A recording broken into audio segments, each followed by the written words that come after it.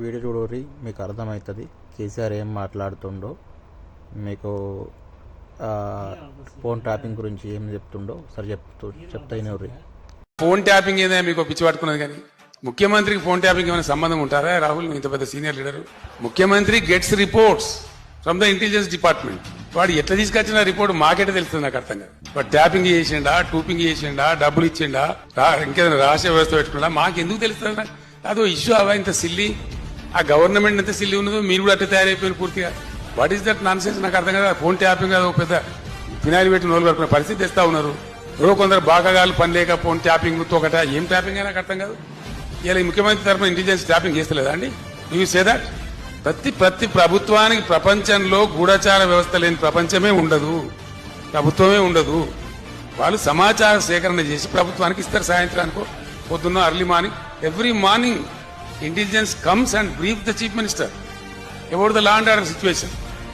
చాలా ఉంటుంది. మన దగ్గర హైదరాబాద్లో పేలుళ్లు జరిగినాయి, అట్లాంటిది ఏదైనా ఉంటుంది, ఇంకేదైనా ప్రమాదాలు ఉంటాయి, కొన్నిసార్లు కొన్ని విచిత్రమైన దొంగల ముఠాలు వస్తాయి.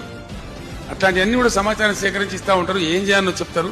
దాన్ని బట్టి గవర్నమెంట్ ఏంటంటే వివిధ శాఖల అధికారులకు అప్రమత్తం చెప్పి కల్తీ విత్తనాలు ఉంటుంది, దాని మీద కూడా ఇస్తారు.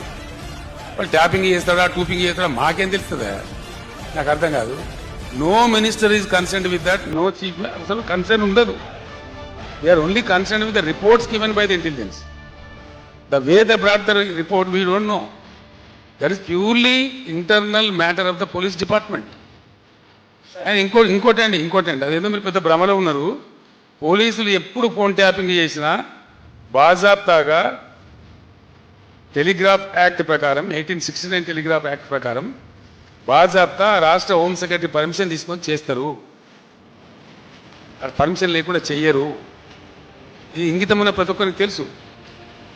ఇది తెలియకుండా అదేదో పెద్ద భయంకరమైన వ్యవహారం అన్నట్టు, దాని ఏదో తోకమాట మేమేదో కొండందో వెలకబట్టుకున్నాం అన్నట్టు, ఏమి బట్టి ట్రాష్ గ్యాస్ దాంట్లో ఏం అయ్యేది. మీరు భ్రమలు ఉండకండి.